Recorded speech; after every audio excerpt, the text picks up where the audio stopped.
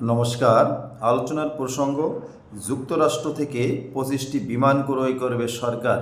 এ বিষয়ে আপনাদের মাঝে কিছু আলোচনা করার চেষ্টা করছি। বর্তমান আমাদের বাংলাদেশের রাজনৈতিক অবস্থা কেমন, সামাজিক অবস্থা কেমন, ব্যবসায়ী অবস্থা কেমন, ধর্মীয় অবস্থা কেমন, সকলের বিষয়টি জানা আছে। আপনারা জানেন বাংলাদেশে বর্তমান ব্যবসায়ীরা মন্তব্য করেছেন 40 বছরের ইতিহাসে ব্যবসা এত বড় খারাপ কখনো যায়নি, অর্থাৎ সবচেয়ে বড় ধস নেমেছে বর্তমান ব্যবসায়। গার্মেন্টস সেক্টরের অবস্থা ভালো না, ম্যান পাওয়ারের অবস্থা ভালো না, সর্বক্ষেত্রে ব্যবসা ভালো চলছে না, এটা ব্যবসায়ীরা মন্তব্য করেছে। আবার আপনার আইন শৃঙ্খলার অবস্থা সকলে জানেন। দেশে যেভাবে চাঁদাবাজ বাড়ছে, এক দুই দিন আগেই আপনারা শুনেছেন বৈষম্য বিরোধী ছাত্র আন্দোলনদের ভিতর কয়েকজন নেতা গুলশানে গ্রেপ্তার হয়েছে চাঁদা আনতে গিয়ে।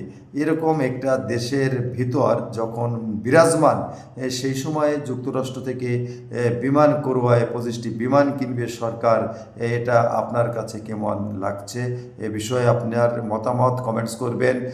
দেশের আইন শৃঙ্খলার অবস্থা, ধর্মের বিষয়ে আপনারা জানেন দুদিন আগে যুক্তরাষ্ট্র বাংলাদেশের ধর্মীয় স্বাধীনতা নিয়ে মত প্রকাশ করেছে। তারা তাদের উদ্বেগের কথা বলেছে, বাংলাদেশের ধর্মীয় স্বাধীনতার বিষয়ে উদ্বেগ প্রকাশ করেছে।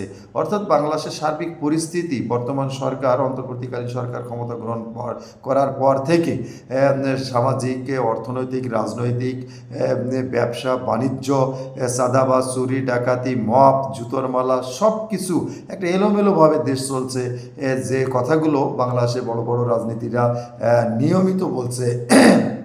আপনারা জানেন গতকালও বিএনপির মহাসচিব মির্জা ফখরুল সাহেব বললেন, যেখানে একটি কাজ আগে 1 লক্ষ টাকা দিয়ে হতো, সেখানে এখন 5 লক্ষ টাকা দেওয়া লাগছে। সমস্ত দেশের আলোচনা পর্যালোচনা হিসেব করে আপনি দেখবেন বর্তমান সময়ে আমাদের প্রত্যেকটা ক্ষেত্রে দেশের জনগণ নিরাপত্তায় তো ভুগছে এবং মৌলিক চাহিদা পূরণও সমস্যা আছে। তবে সরকার কেন এই দিকগুলোর গুরুত্ব না দিয়ে বেশি গুরুত্ব দিচ্ছে এই মুহূর্তে যুক্তরাষ্ট্র থেকে 25টি বিমান ক্রয় করবে? এই বিষয়ে আপনারা মতামত করবেন। আপনারা জানেন পাকিস্তানের দেশটি কিন্তু অস্ত্র আর বিমান ক্রয় করার জন্য অর্থনৈতিকভাবে ধ্বংসের পথে। তাহলে বাংলাদেশ কি সেদিকে হাঁটছে যে আমাদের বিমান কিনতে হবে, অস্ত্র কিনতে হবে? দেশের জনগণ যেভাবে যা থাকুক এই নীতিতে হাঁটছে? যাই হোক, আজকে আর আলোচনা করবো না, আপনারা আপনাদের মতামত দেবেন। সকলে ভালো থাকবেন। আজকে পর্যন্ত, নমস্কার।